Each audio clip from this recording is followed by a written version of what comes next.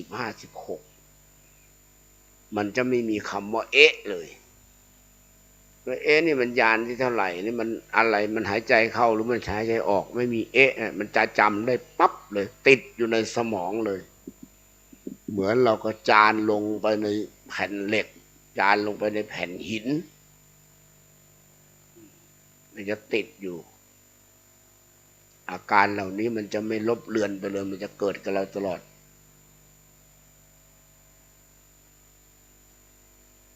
ใครก็ตามที่ประพฤติปฏิบัติ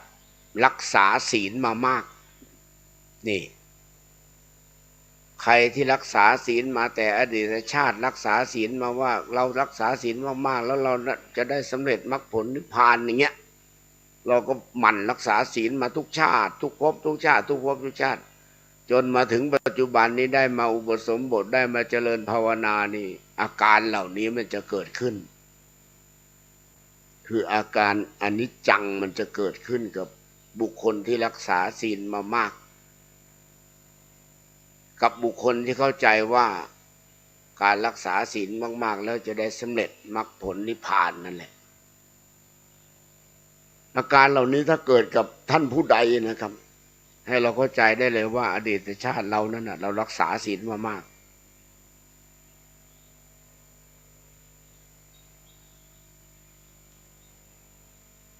อาการอนิจจังมันจะเกิดขึ้นให้เห็นถ้าใครสามารถจำได้นะ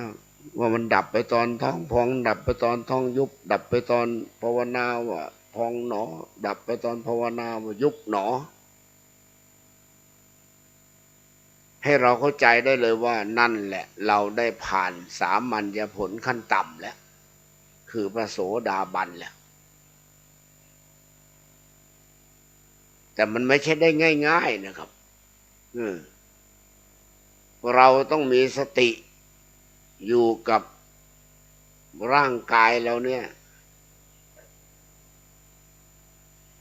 อย่างน้อยๆวันละ1 ชั่วโมง3 วันนะเป็นอย่างต่ำนะครับวันละ1 ชั่วโมงนะ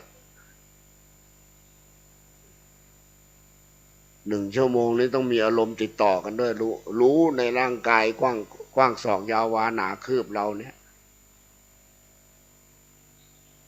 กำหนดพองหนอยุบหนอพองหนอยุบหนอพองหนอยุบหนอไม่ได้ขาดสายไม่ได้ไปไหนเลย1 ชั่วโมงนะอาการเหล่านี้มันเกิดแน่นอนนะครับภายใน3 วันนะภายใน3 วันแต่ถ้าเราไม่อยู่กับอารมณ์เหล่านี้อยู่กับร่างกายกว้างศอกยาววาหนาคืบนี้ไม่ถึงชั่วโมงนี่อาการเหล่านี้มันก็ไม่เกิดเนี่ย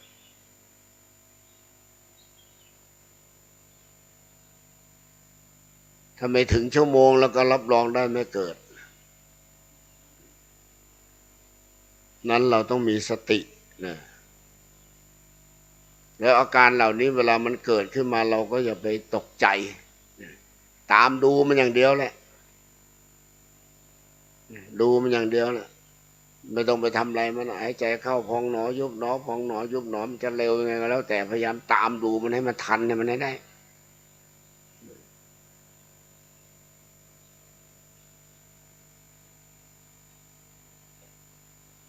ไม่ต้องไปทำอะไรแล้วไม่ต้องไปตกใจไม่ต้องไปกลัวเวลาอาการเหล่านี้เกิดไม่ต้องไปกลัวดูมันอย่างเดียวดูมันว่ามันจะไปถึงไหนนั่นมันจะมีอาการนี้ไปถึงไหนแต่ถ้าเป็นอาการอนิจจังนี่ก็ส่วนใหญ่แล้วก็ไม่ค่อยมีปัญหาเท่าไหร่หรอกอยู่ที่ว่าพวกเราทั้งหลายนะมีสติอยู่กับร่างกายของเราเนี่ยวันละ1 ชั่วโมงมีถึงไหมเท่านั้นแหละอยู่ได้ถึงชั่วโมงไหมส่วนใหญ่แล้วพอไปแล้วพอไม่ทันได้ชั่วโมงเลยมันไปไหนก็ไม่รู้นะบางครั้งเผลอก็หลับไปเลยนั่นอารมณ์มันไม่ต่อเนื่องถึง1 ชั่วโมง อาการเหล่านี้มันก็ไม่เกิดนะครับอาการเหล่านี้มันก็ไม่เกิดแต่เราอย่าไปอยากให้มันเกิดนะอย่าไปอยากให้มันเกิดกำหนดไปอย่างเดียวนั่นแหละกำหนดไปดูอาการลมหายใจเข้าลมหายใจออกของเรานั่นแหละ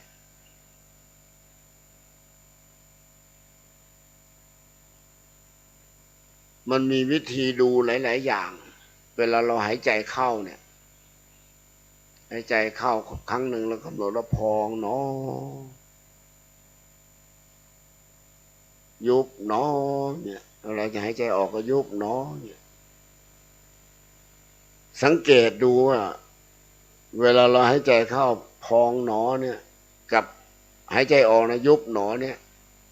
อันไหนมันมากกว่ากันเวลาเราหายใจเข้าสมมุติว่าเวลาเราหายใจเข้าลมเข้ามากแล้วเวลาหายใจออกลมมันออกมากไหมมันออกเท่ากันไหม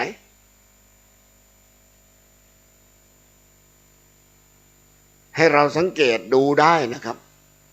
เพราะฉะนั้นวิปัสสนาญาณวิปัสสนาเนี่ยเราต้องสังเกตในสิ่งเหล่านี้ที่เราประพฤติปฏิบัติอยู่ตลอดเวลานี้ไม่ใช่สักแต่ว่ากำหนดพองหนอยุบหนอพองหนอยุบหนอไปอย่างเดียวนะครับต้องหมั่นสังเกตด้วยลมหายใจเข้ามากหรือลมหายใจออกมากลมหายใจเข้าน้อยหรือลมหายใจออกน้อยแล้วในระหว่างที่หายใจเข้าไปนั้นท้องพองเป็นยังไงบ้างนั่นอาการที่มันเกิดให้เราสังเกตนั่นนะเราไม่ได้สังเกตมันเองเวลาหายใจเข้าท้องพองขึ้นเนี่ยท้องยุบมันก็หายไปแล้วเห็นไหมอาการของท้องยุบมันหายไปแล้วมันดับไปแล้วมันเหลือท้องพองแล้วคนนี้พอเราหายใจออกท้องพองมันหายไปท้องยุบมันก็มาแทนนั่น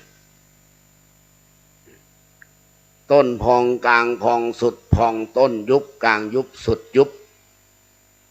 ที่จริงแล้วมันไม่ใช่มีแค่3 ระยะนี้หรอกแค่เราหายใจเข้าครั้งเดียวเนี่ยความเกิดดับเกิดดับแล้วมันเกิดเป็นช็อตช็อตช็อตช็อตช็อตช็อตช็อตช็อตช็อตช็อตช็อตช็อตช็อตตลอดครั้งหนึ่งเนี่ยบางรูปเนี่ยอาจจะเป็น100 ครั้งก็ได้ความเกิดดับเกิดดับเกิดดับเกิดดับเกิดดับเกิดดับเกิดดับเกิดดับเป็นช็อตช็อตช็อตช็อตช็อตช็อตเหมือนกับฟิล์มภาพยนตร์อะเวลามันฉายให้เราดูภาพยนตร์มันจะมีรูอยู่ข้างๆฟิล์มเวลาไอ้ลูกกลิ้งที่มันมีหนามเตยโผล่มาดึงเอาฟิล์มไปนั่นน่ะมันจะหมุนไปเป็นช็อตมันไม่ได้หมุนยาวไปตลอดมันจะหยุดตึกมันจึงทำให้ภาพมันเกิดขึ้นเป็นรูปเป็นร่างเป็นท่าเป็นทาง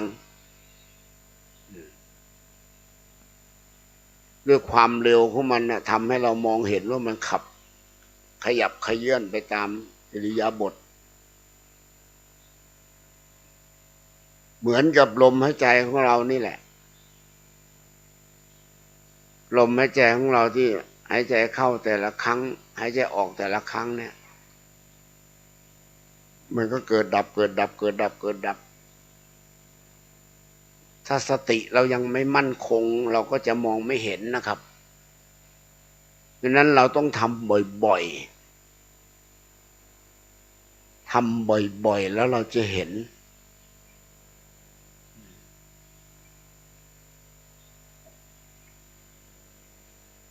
ถ้าสติเราแก่กล้าเราก็จะเห็นภายใน3 วันเนี่ยเห็นคือแบบที่บอกนั่นแหละเราต้องมีสติอยู่กับร่างกายเราเนี่ยอย่างน้อยวันละ1 ชั่วโมงเราจะเห็นทุกอิริยาบถของเราเลยนะแม้กระทั่งเวลาเราเดินเราก็จะเห็นเราก้าวเท้าไปเนี่ยเป็นช็อตช็อตช็อตช็อตช็อตช็อตช็อตช็อตไปเวลาเอื้อมมือไปหยิบแปรงสีฟันยาสีฟัน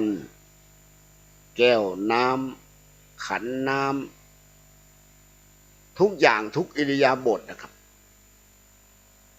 มันก็จะไปเป็นช็อตช็อตช็อตช็อตช็อตช็อตช็อตช็อตช็อตช็อตช็อตแต่ด้วยปัญญาของเรานั้นมันยังไม่ละเอียดแล้วเราไม่ได้ประพฤติปฏิบัติตลอดเราก็เลยไม่ได้เห็นอาการเหล่านั้นอาการที่มันเกิดดับเกิดดับเกิดดับเหล่านั้นเรียกว่าอารมณ์ปัจจุบันมันเกิดให้เราเห็นเราต้องปฏิบัติจริงๆนะครับให้มีสติอยู่กับร่างกายของเรานี่แหละร่างกายกว้างศอกยาววาหนาคืบนี่แหละ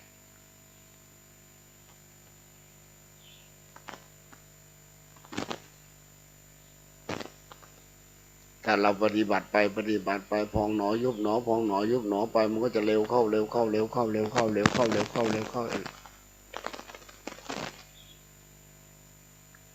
ถ้ามันดับไปแล้วยังจำไม่ได้ก็พยายามทำบ่อยๆนะครับทำบ่อยๆแล้วอย่าไปอยากให้มันเกิดถ้ามันจะเกิดมันเกิดเองคือเราถึงเวลามันเกิดเองครับเป็นอัตโนมัตินะครับ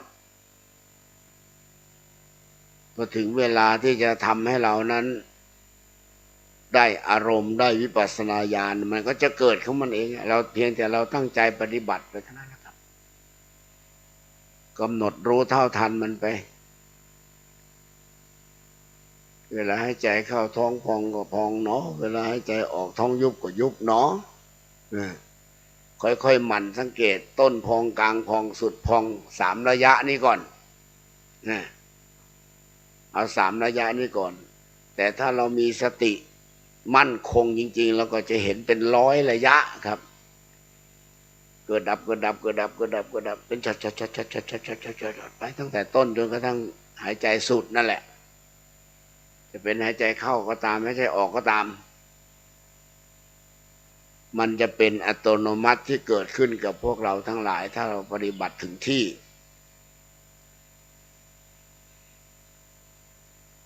ให้เราเข้าใจง่ายๆแล้วว่าถ้าเราพูดปฏิบัติไปแล้วอาการหายใจเข้าหายใจออกมันเร็วเข้าเร็วเข้าเร็วเข้าเนี่ยคืออาการของอนิจจังมันจะเกิดขึ้นสำหรับผู้ที่ถือศีลมามากถือศีลตั้งแต่อดีตชาติมาเนี่ยคิดว่าการถือศีลอย่างนี้แล้วทำให้สำเร็จมรรคผลนิพพานได้ก็ถือศีลมาตลอดเมื่อได้มาบวช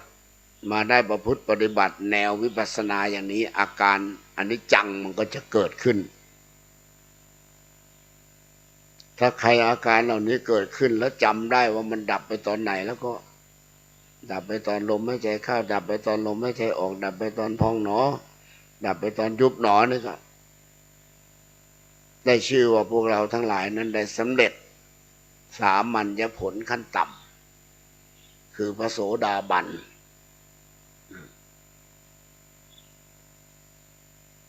แล้วถ้าเราจะประพฤติปฏิบัติให้ถึง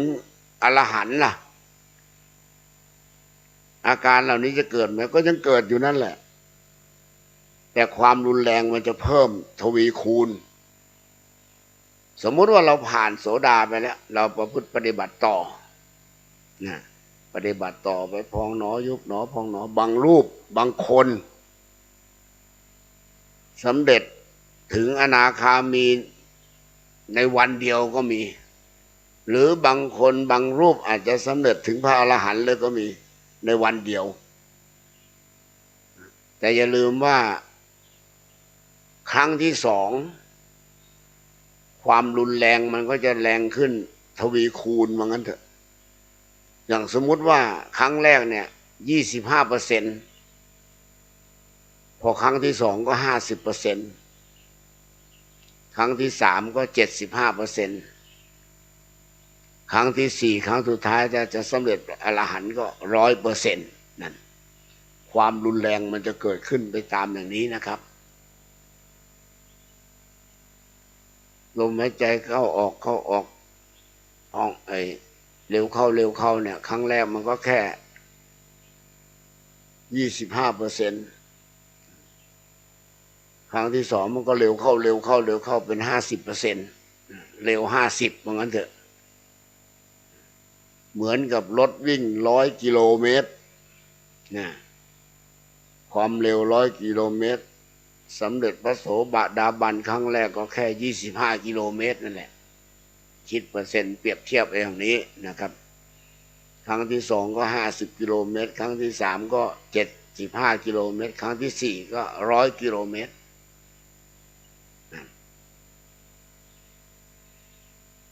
อาการเหล่านี้มันจะเกิดกับผู้ที่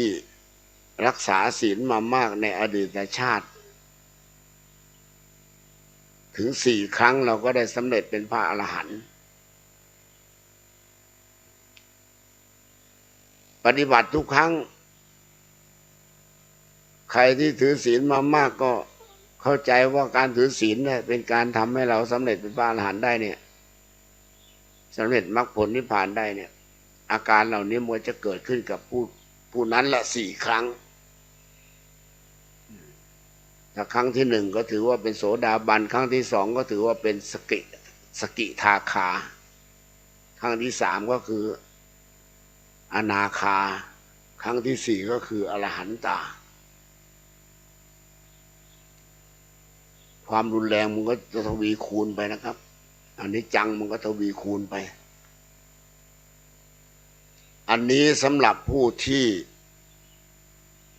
อดีตชาติรักษาศีลมามากและมีความเข้าใจว่าการรักษาศีลนั้นทำให้สำเร็จมรรคผลนิพพานได้ทางเดียวคือการรักษาศีลเท่านั้นนี่ทำให้อาการอนิจจังมันเกิดขึ้นกับบุคคลคนนั้นและถามว่าอาการทุกขังกับอาการอนัตตาจะเกิดขึ้นกับบุคคลนี้ไหมบุคคลที่รักษาศีลมามากๆไหมเกิดครับแต่ไม่เกิดแบบเบาบาง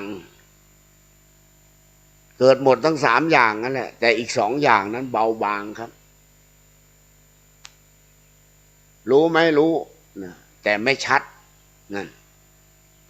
เพราะว่ามันคนละทางกันนี่แต่รู้ว่าอาการนั้นเกิดอันนี้เป็นอนิจจังที่เกิดขึ้นกับนักปฏิบัติธรรมทั้งหลายพวกเราทั้งหลายที่นั่งอยู่เนี่ยเราก็ไม่รู้ว่าใครอดีตชาติเคยรักษาศีลมามากมันอยู่ที่เรานี่แหละเราปฏิบัติไปเนี่ยถ้าเรารักษาศีลมามากอาการอนิจจังมันจะเกิดขึ้นให้เห็นแต่ถ้าเราไม่ได้รักษาศีลมาอาการเหล่านี้มันก็ไม่เกิดอันนี้เป็นอาการอนิจจังที่มันเกิดขึ้นกับผู้ที่ประพฤติปฏิบัติอดีตชาตินั้นรักษาศีลมามากจะเกิดอย่างนี้ตั้งแต่ครั้งที่ 1ครั้งที่2ครั้งที่3ครั้งที่4โสดาสกิทาอนาคาแล้วก็อรหันต์อันนี้คืออนิจจังอาการของอนิจจัง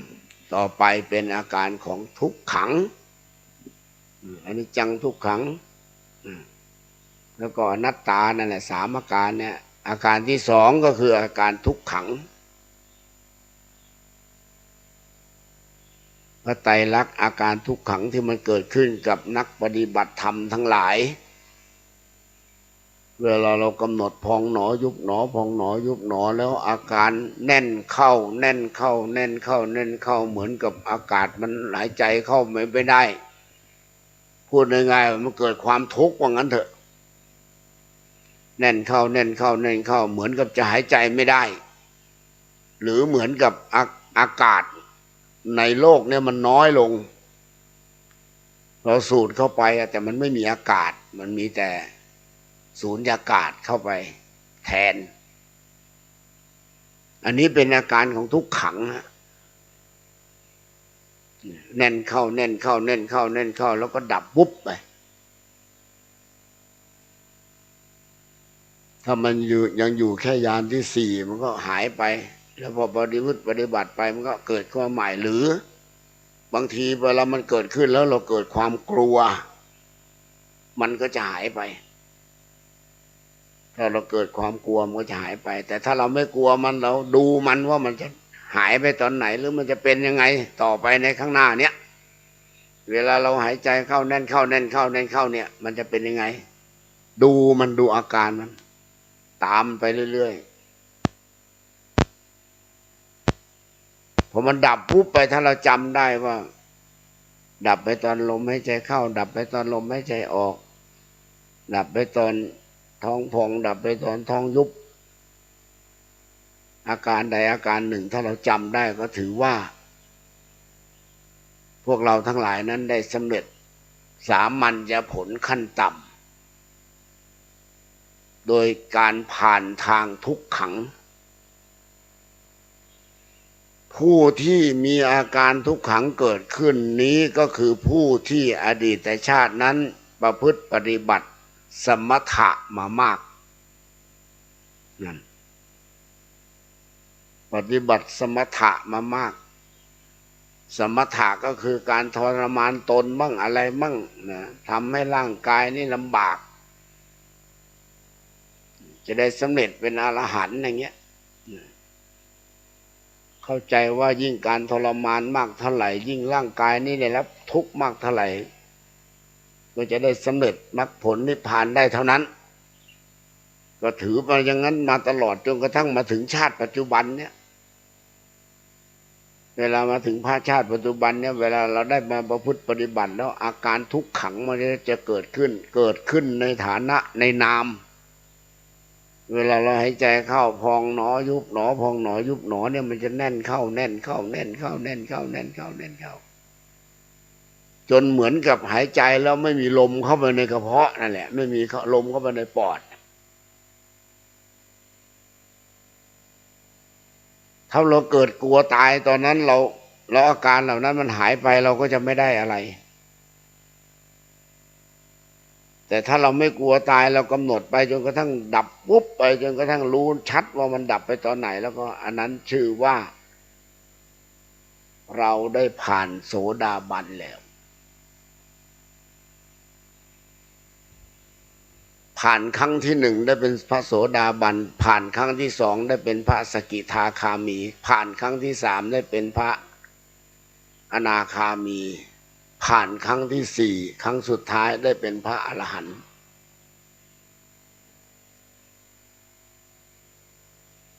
สำหรับผู้ที่ปฏิบัติสมถะมามากคือมีความเข้าใจว่าประพฤติปฏิบัติในรูปแบบของการทรมานตนจะทำให้สำเร็จพระอรหันต์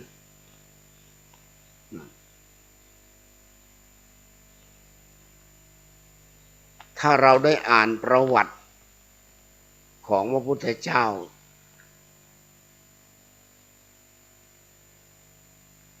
ได้เรียนนักธรรมมางั้นเถอะเราก็จะเห็นว่าทางประเทศอินเดียนั้นยังมีลัทธิต่างๆอีกมากมายคือลัทธิที่ถือปฏิบัติทรมานตนก็ยังมีอยู่นั่นแหละเขามีความเข้าใจว่าการทรมานตนแล้วทำให้สำเร็จมรรคผลได้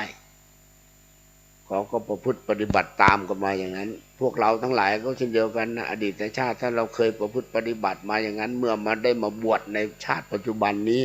อาการทุกขังมันก็จะเกิดขึ้นกับพวกเรากับบุคคลที่ได้ประพฤติปฏิบัติมาอย่างนั้นเนี่ยถามว่าอาการอนิจจังกับอาการอนัตตารู้ไหมรู้เกิดไหมเกิดแต่มันจะเกิดเบาบางมากคือไม่เกิดเป็นจิจาลักษณะเกิดพอให้รู้ว่ามันเกิดเพราะเราไม่ได้ประพฤติปฏิบัติมาทางนั้นเราไม่ได้สำเร็จมาทางนั้นเราไม่ได้เข้าใจมาทางนั้นอาการเหล่านั้นก็เลยเกิดขึ้นเบาบางไม่รุนแรงอย่าลืมว่าการประพฤติปฏิบัติทุกขังมันเกิดกับพวกเราทั้งหลายเนี่ยครั้งแรก 25% นะครั้งที่สอง 50%ครั้งที่สาม 75% ครั้งที่ 400%ทุกขังมันเกิดรุนแรงยังไงล่ะนั่นสมมติว่าครั้งที่ 1เนี่ยความเจ็บปวดมันเกิดขึ้นกับเราใน 25%พอครั้งที่ 2ขึ้นสกิทาคานี่มันความเจ็บปวดนี่มันเกิดขึ้น 50%ลองนึกตามดูให้ดีนะครับครั้งที่ 3มันจะเกิดความเจ็บปวดมันจะเกิดขึ้นกับเรา 75%ครั้งที่ 4พระอรหันต์นี่ 100%มีเท่าไหร่ทุ่มหมดเลยความเจ็บปวดต่างๆเกิดขึ้นกับเรานั้น 100%ทนได้ก็เป็นพระอรหันต์ถ้าทนไม่ได้ก็เป็นพระสกิทาเป็นพระอนาคานั่นอยู่แค่นั้นขอโทษทีแล้วในครั้งพุทธกาลมีนะครับขนาดประพฤติปฏิบัติไปเจริญภาวนาไปเนี่ยแล้วเกิดอาการทุกขังเกิดขึ้นแล้วสำเร็จในทางอาการทุกขังเนี่ยถึงขนาดขอโทษขี้แตกก็มีนะขนาดขี้แตกก็มีนะบางรูปก็อาเจียนบางรูปก็ขี้แตกนี่แหละอาการเหล่านี้เมื่อมันเกิดขึ้นแล้วก็จะทำให้พวกเราในท้อไม่เอาละมันทุกข์ขนาดนี้ไม่เอาละเอาแค่นี้พอละเนี่ย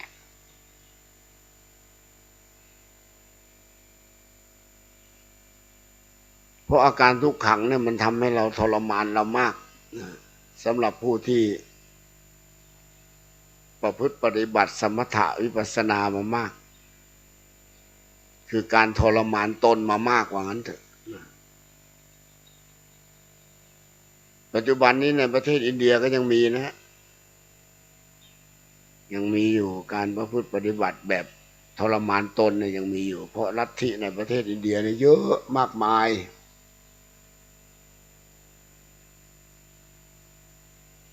เพราะเขามีความเชื่อความเข้าใจโดยเฉพาะครูบาอาจารย์ที่เขาเคยประพฤติปฏิบัติมาแล้วเขาก็สั่งสอนกันมา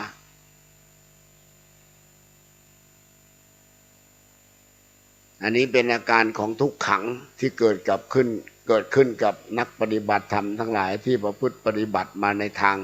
สมถะมามาก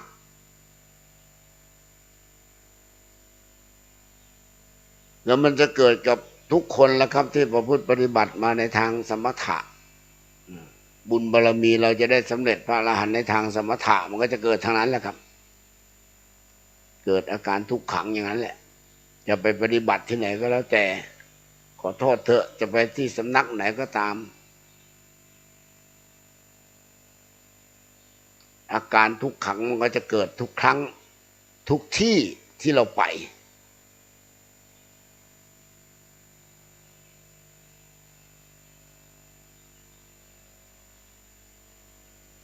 อันนี้เป็นอาการทุกขังนะครับที่มันเกิดขึ้นกับนักปฏิบัติธรรมทั้งหลายต่อไปเป็นทางอีกทางหนึ่งคือทางที่ 3คืออนัตตา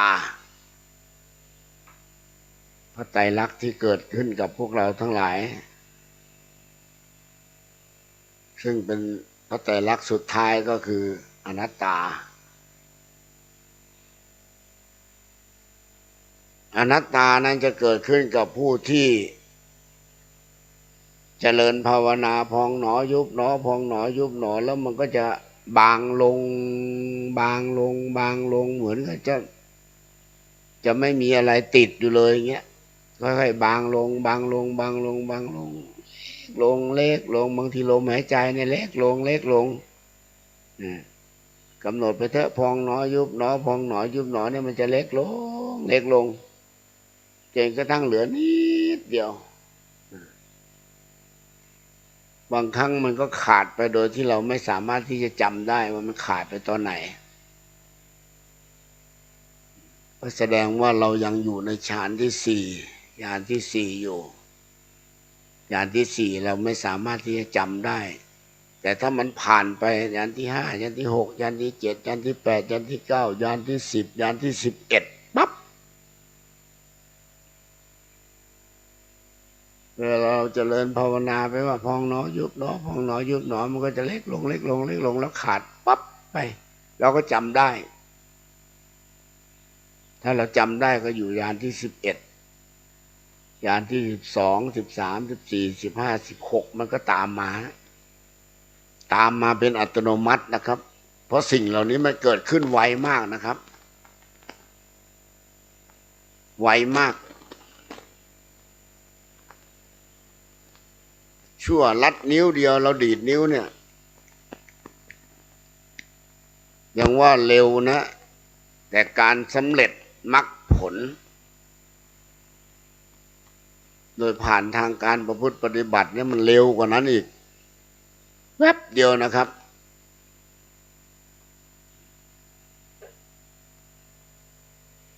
ที่มันดับปุ๊บไปนะมันไม่ใช่ดับไปเป็นชั่วโมงหรือดับไปเป็นนาทีนะมันแค่แวบเดียวเหมือนกับเรากระพริบตาแล้วลืมตาขึ้นมานี่แหละถ้าพูดภาษาชาวบ้านก็คือตายน้อยนะดับจิตไปน้อยๆมันขาดวุบไปนะแล้วก็กลับคืนมาถ้าเป็นของจริงก็จำได้ถ้าเป็นของปลอมก็จำไม่ได้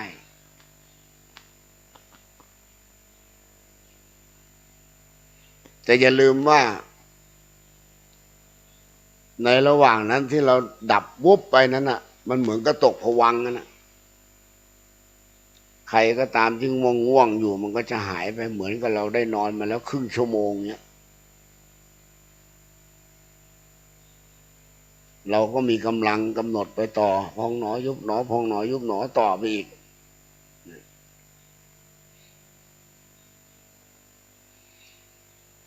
อาการอนิจจังเนี่ยมันเกิดขึ้นแบบค่อยๆเล็กลงเล็กลงเล็กลงเล็กลงเล็กลงเล็กลงเหมือนกับแทบจะจำอะไรไม่ได้นะแทบจะไม่มีอาการอะไรเห็นเลยเวลาหายใจเข้าพองหนอยุบหนอเนี่ย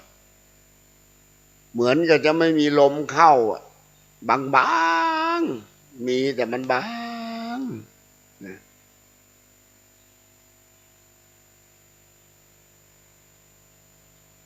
ถ้าเรากำหนดทันรู้ว่ามันดับไปตอนท้องพองหลับไปตอนท้องยุบดับไปตอนภาวนาว่าพองหนอดับไปตอนภาวนาว่ายุบหนอแล้วก็ได้ชื่อว่าเรานั้นได้ผ่านสามัญญผลก็คือพระโสดาบันนั่นเองในระหว่างนั้นถ้าเราประพฤติปฏิบัติต่อพองหนอยุบหนอพองหนอยุบหนอพองหนอยุบหนอต่อไปเรื่อยๆอาการของวิปัสสนาญาณมันก็จะเกิดขึ้นในเห็นเรื่อยๆถ้าเราไม่ไปท้อซะก่อนว่าอาการเหล่านั้นเวลามันเกิดแล้วทำให้เราท้อถอยอนิจจังทุกขังอนัตตามันก็จะเกิดขึ้นอีกครั้งหนึ่งเกิดขึ้นแล้วถ้ามันดับไปแล้วเราจำได้อีกก็กลายเป็นครั้งที่สองถ้าเราภาวนาต่อไปพองหนอยุบหนอพองหนอยุบหนอมันเกิดขึ้นมาอีกก็เป็นครั้งที่สามผ่านไปแล้วก็กำหนดอีกนะแล้วครั้งที่สี่ก็เกิดบางคนกว่าจะผ่านแต่ละชั้นแต่ละครั้งได้ใช้เวลาเป็นวันเป็นเดือน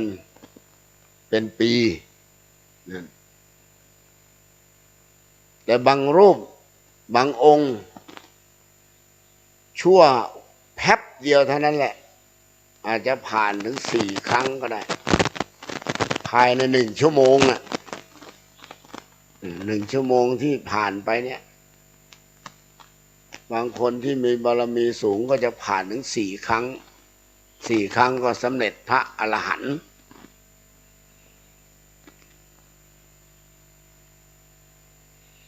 อาการอนัตตามันจะเกิดขึ้นกับผู้ที่เจริญภาวนามามากใครก็ตามที่เจริญภาวนา มามากแล้วเข้าใจว่าการเจริญภาวนานี้ย่อมสำเร็จมรรคผลนิพพานแน่นอนพอมาถึงชาติปัจจุบันนี้อาการเหล่านั้นมันก็เกิดขึ้นคืออาการของอนัตตานั่นเองเวลากำหนดพองหนอยุบหนอพองหนอยุบหนอมันก็จะบางลงบางลงบางลงบางลงเล็กลงเล็กลงเล็กลงเล็กลงเล็กลงเล็กลงไม่มีอาการเจ็บปวดอันนี้ไม่มีอาการเจ็บปวดมันเล็กลงเล็กลงเหมือนกับจะมองไม่เห็นนะนั่นแทบจะมองไม่เห็นนะแต่สติเรายังมีอยู่สติเรายังจับอยู่ตลอดเวลาแล้วถ้ามันดับไปแล้วเราจำได้ก็กลายเป็นโสดาครั้งแรกก็เป็นโสดาครั้งที่สองก็เป็นสกิทาครั้งที่สามก็เป็นอนาคาครั้งที่สี่ก็เป็นอรหันต์อาการเหล่านี้มันจะเกิดขึ้นกับผู้ที่เจริญภาวนามามากคือผู้ที่มีความเชื่อว่าการเจริญภาวนานั้นมรรคผลนิพพานนี่ย่อมเกิดขึ้นแน่นอนการเจริญภาวนานั้นทำให้เราสำเร็จมรรคผลนิพพานได้แน่นอนเมื่อเราเกิดมาในชาติปัจจุบันนี้แล้วเราได้มาประพฤติปฏิบัตินี้อาการเหล่านี้มันก็จะเกิดขึ้นแล้วถามว่าอาการอนิจจังกับทุกขังนั้นเกิดไหมเกิดรู้ไหมรู้แต่สองอาการแรกนั้นไม่ชัดเท่ากับอาการอนัตตาเพราะว่าบุคคลคนนั้นได้ประพฤติปฏิบัติมาในทางเจริญภาวนาสามทางเนี้ยแต่ละทางนั้นใครรักษาศีลมามากอนิจจังก็จะเกิดใครสมถะมามากทุกขังก็จะเกิดใครเจริญภาวนามามากอนัตตามก็จะเกิดแต่ละชั้นแต่ละอย่างนั้นที่มันเกิดมานั้นอีกสองอย่างที่เหลืออยู่นั้นนอกนั้นเกิดไม่เกิดเหมือนกันนะมันไม่ชัดเจนเหมือนกับอาการที่เราเคยสร้างสมบารมีมาใครสร้างสมบารมีมาทางถือศีลก็อนิจจังก็เกิดใครสร้างสมบารมีมาทางทุกขังก็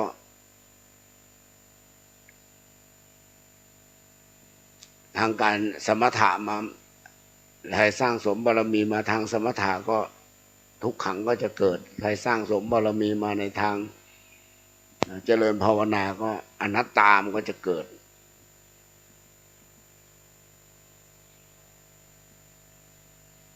เพราะฉะนั้นทุก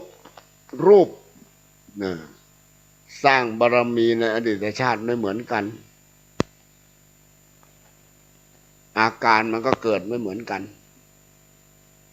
และถามว่าเกิดไหมต้องเกิดทุกรูปนะครับทุกรูปที่นั่งอยู่ที่นี้หรือทุกรูปที่อยู่ที่ไหนก็ตามถ้าได้บวชมาแล้วได้เจริญภาวนาได้มาประพฤติปฏิบัติเนี่ยมันก็จะเกิดตามอาการอย่างนี้จะเป็นที่ไหนก็ตามแม้กระทั่งเราไปประพฤติปฏิบัติอยู่ต่างประเทศอาการเหล่านี้มันก็จะติดตัวเราไปตลอดเพราะมันเกิดที่ร่างกายกว้างศอกยาววาหนาคืบของบุคคลใดบุคคลหนึ่งเท่านั้นมันไม่ใช่ว่าไปเกิดที่เพื่อนที่อยู่ข้างๆเราแล้วเราจะได้ผลไม่ใช่มันต้องเกิดอยู่ที่ตัวเราเราจึงจะได้ผลจากอันนั้นสิ่งเหล่านั้น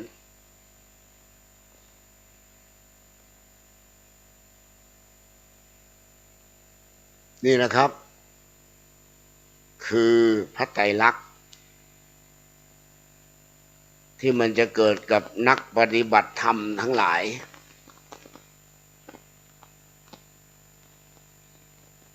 ใครก็ตามที่ได้ประพฤติปฏิบัติแล้วสร้างสมบารมีมาอย่างไรสร้างสมบารมีมาทางไหนทางนั้นมันก็เกิด แล้วใครก็ตามที่จะบรรลุมรรคผลนิพพานอาการเหล่านี้มันก็ต้องเกิดซะก่อนมันจึงจะบรรลุมรรคผลนิพพานได้เกิดครั้งที่หนึ่งเป็นโสดาบันเกิดครั้งที่สองเป็นพระสกิทาเกิดครั้งที่สามเป็นพระอนาคาเกิดครั้งที่สี่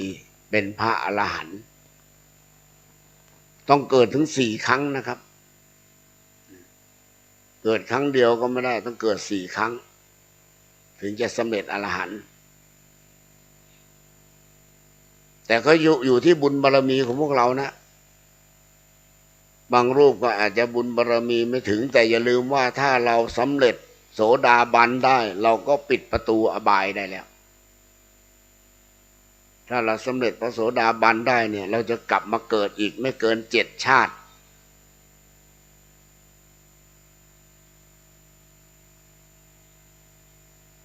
จะกลับมาเกิดอีกไม่เกิน7 ชาติแล้วในระหว่างนั้นเราก็ไม่ไปเกิดเป็นเปรตเป็นอสุรกายตกนรกเป็นสัตว์เดรัจฉานจะเกิดอยู่ก็คือมนุษย์สวรรค์พรหม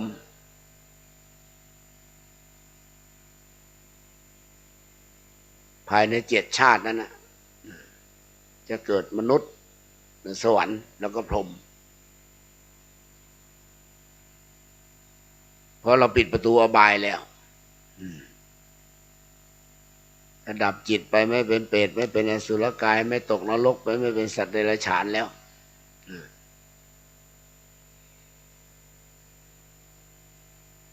แต่ถ้าเราได้สำเร็จถึงขนาดในระหว่างในชาติปัจจุบันนี้ถ้าเราสำเร็จทางไหนก็ตามใน3 ทางเนี้ยเราสำเร็จถึงพระอนาคาแล้วเนี่ยเราก็จะไม่ได้กลับมาเกิดเป็นมนุษย์อีก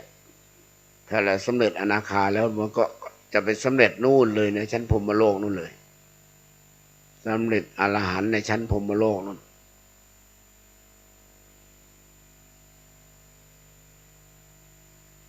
อย่าลืมว่าอาการเหล่านี้มันจะเกิดขึ้นกับเราได้เราต้องมีสติอยู่กับร่างกายกว้างศอกยาววาหนาคืบนี้อย่างน้อย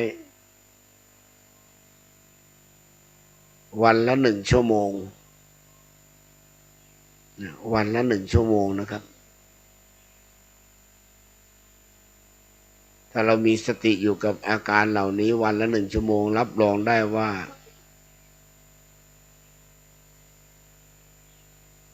พวกเราทั้งหลายนั้นก็จะ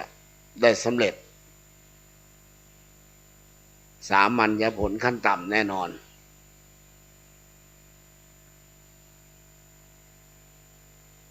แล้วก็ที่มาอยู่ในที่นี้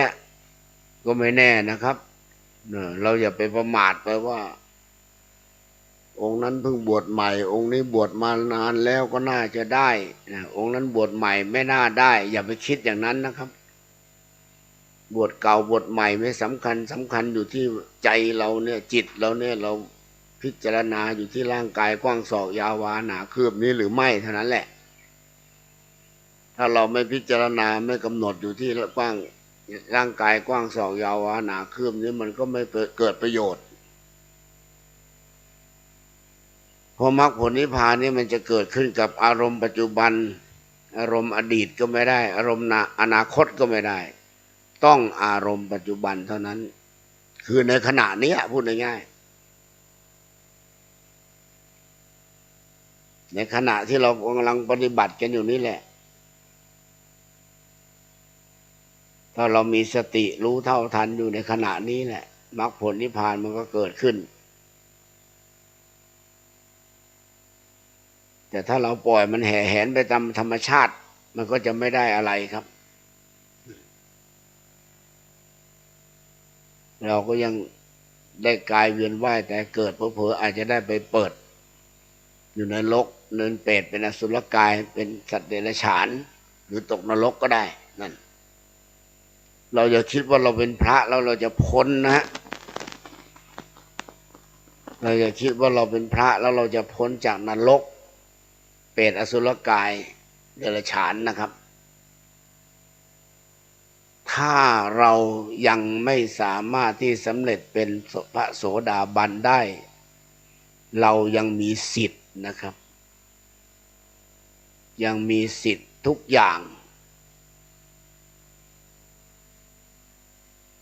ในระหว่างดับจิตไปถ้าเกิดว่ามีความโลภก็กลายเป็นเปรตเป็นอสุรกายนะครับ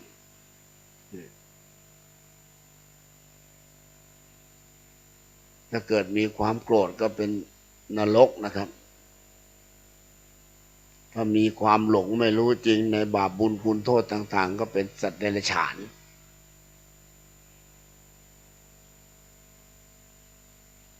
แล้วพร้อมกันนั้นก็เป็นอสุรกายไปด้วยนะอสุรกายกับเปรตเนี่ยชอบอยู่ด้วยกันเพราะนั้นพวกเราทั้งหลายถ้าเรายังไม่สามารถที่จะปิดประตูอบายยังไม่สามารถที่สำเร็จสามัญญผลขั้นต่ำได้เรายังปิดประตูอบายไม่ได้นะครับเราอย่าคิดว่าโอ๊ยข้าเป็นพระแล้วไม่ตกนรกหรอกอย่าไปคิดอย่างนั้นนะครับคิดอย่างนั้นถือว่าคิดผิดตราบใดที่เรายังไม่สำเร็จพระโสดาบันเรายังปิดประตูอบายไม่ได้แล้วก็ตราบนั้นเรายังมีสิทธิ์ที่จะตกนรกเป็นเปรตเป็นอสุรกายเป็นสัตว์เดรัจฉานได้พวกเราทั้งหลายมีโอกาสได้มาประพฤติปฏิบัติเนี่ยได้ชื่อว่าเราเตรียมตัวที่จะปิดประตูอบายกันทีนี้บุญบารมีของใครนะครับก็ของท่านเจริญภาวนามากทำมากท่านก็ได้ถ้าท่านไม่เจริญภาวนาให้มากไม่มีสติอยู่กับร่างกายกว้างศอกยาววาหนาคืบนี้ให้มากก็เราก็มีสิทธิ์ที่จะเปิดประตูอบายได้นั่น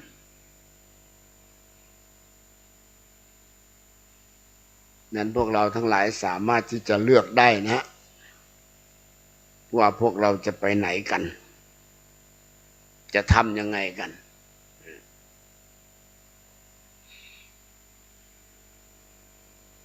เราสามารถที่จะเลือกได้ก็ได้โปรดนะได้โปรดเลือกเอาผมเองก็ไม่สามารถที่จะจูงมือของท่านให้ข้ามพ้นโอคะไปได้นะครับได้แต่ชี้ทางให้เหมือนกับพระพุทธเจ้าพระพุทธเจ้าตรัสไว้ตถาคตไม่สามารถที่จะจูงมือพวกเธอข้ามโอคะไปได้นอกจากพวกเธอทั้งหลายนั้นเดินข้ามกันเองหรือหาทางข้ามกันเองโดยที่พระตถาคตนั้นชี้ทางมาให้แล้วผมก็นำเอาคำสั่งสอนของพระพุทธเจ้านั่นแหละมาชี้ทางให้พวกท่านทั้งหลายส่วนจะข้ามได้ไม่ได้ก็อยู่ที่บุญบารมีของพวกท่านทั้งหลายโดยการเจริญภาวนากำหนดพองหนอยุบหนอพองหนอยุบหนอนี่แหละครับดูร่างกายของเราเนี่ยดูความพองของท้องดูความยุบของท้องเราไม่ใช้คำว่าหนอก็ได้นะครับฟังแล้วมันไม่ค่อยชื่นใจหนอไม่ค่อยชื่นใจก็พองโว้ยยุบโว้ยก็ได้หรือใช้คำว่าพองยุบพองยุบเฉยๆก็ได้ไม่ต้องภาวนาออกเสียงนะภาวนาอยู่ในใจของเราให้เรามีสติอยู่กับอารมณ์นั้นโดยเฉพาะเวลาท้องมันพองขึ้นให้มีสติดูความพองตั้งแต่มันต้นพองกลางพองสุดพองให้มีสติในขณะที่เราหายใจท้องยุบลงตั้งแต่ต้นยุบกลางยุบสุดยุบนั้นนะครับอย่าไปคิดว่าเจริญภาวนาแล้วกำหนดดูแล้วไม่ได้อะไรอย่าไปคิดอย่างนั้นนะครับเพราะมันยังไม่ถึงเวลามันยังไม่ถึงเวลาเพราะทุกสิ่งทุกอย่างนั้นมันมีการเวลาของมันมีกำหนดกฎเกณฑ์ของมัน เหมือนกับเราตั้งนาฬิกาปลุกเห็นไหม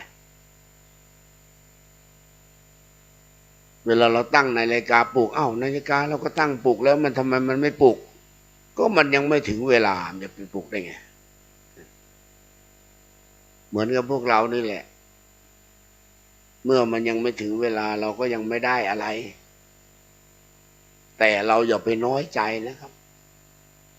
อย่างน้อยที่สุดเราได้เจริญภาวนาแล้วได้วิธีการแล้วได้หนทางแล้วเราจะเดินต่อหรือจะกลับซะตอนนี้เท่านั้นเองถ้าเราเดินต่อเราก็ได้บางครั้งเรามาที่นี่แล้วเราอาจจะไม่ได้อะไรก็ได้แต่อย่าลืมว่าถ้าเรานำไปประพฤติปฏิบัติต่อที่วัดเราหรือไปใช้ที่ป่าอื่นวัดอื่นบุญบารมีเราอาจจะไปถึงที่ป่านั้นก็ได้ถึงที่วัดนั้นก็ได้หรือกลับไปที่วัดเราก็ได้บุญบารมีเรามันถึงที่ตรงนั้นก็ได้พอมันถึงนะครับถึงครบรอบมันแล้วนะให้เอาอะไรมาหยุดมายั้งมาฉุดมันก็ไม่อยู่มันจะเป็นไปตามสภาวะตามเหตุตามปัจจัยของมันเองโดยอัตโนมัติไม่สามารถที่จะหลีกเลี่ยงไปไหนได้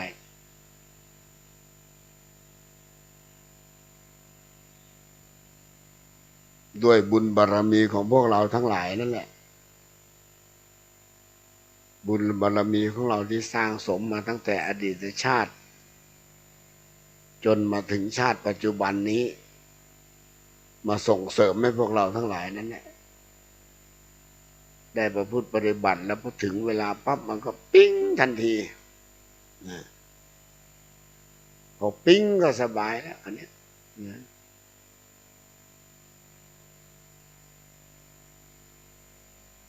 นั่นก็ขอให้พวกเราทั้งหลายนั้นได้ตั้งใจนะฮะตั้งใจอย่าไปละเลยในการประพฤติปฏิบัติถึงแม้วันนี้ปฏิบัติไม่ได้อะไรวันพรุ่งนี้อาจจะได้ก็ได้เพราะมันยังไม่ถึงเวลาเนี่ยนะมันอาจจะไปถึงก็พรุ่งนี้ก็ได้พรุ่งนี้ยังไม่ถึงอาจจะถึงมะรืนก็ได้ไม่วันใดวันหนึ่งแหละถ้าเราได้เจริญภาวนาอย่างนี้ไปเรื่อยๆบุญบารมีของเราเต็มเมื่อไหร่มันก็ถึงเมื่อนั้นถ้าเราทำไปสมมติว่าพรุ่งนี้มันจะถึงวันนี้เราละเราเลิกซะคราวนี้มันก็จะค่อยๆหย่อนไปแล้วเมื่อไหร่มันจะเต็มก็ไม่รู้นั่นเมื่อไหร่มันจะถึงก็ไม่รู้ถ้าเราได้เจริญภาวนาไปเรื่อยๆมันก็จะถึงทีนี้มันอยู่ที่พวกเราทั้งหลายแหละบารมีใครบารมีมันนะใครทำมากก็ได้มากใครทำน้อยก็ได้น้อยใครทำช้าก็ได้ช้าใครทำเร็วก็ได้เร็วนั่น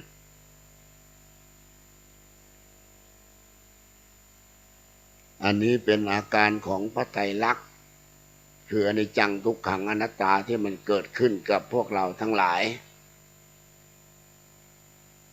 ตามบุญบารมีของพวกเราทั้งหลายที่ได้สร้างสมมาแต่ละทางดังได้กล่าวมาให้พวกเราทั้งหลายนั้นได้ฟังกันแล้วนำไปประกอบกับการประพฤติปฏิบัติต่อไปนี้ก็จะงดใช้เสียงให้พวกเราทั้งหลายนั้นได้เจริญภาวนาจะใช้เวลาช่วงนี้ก็ประมาณ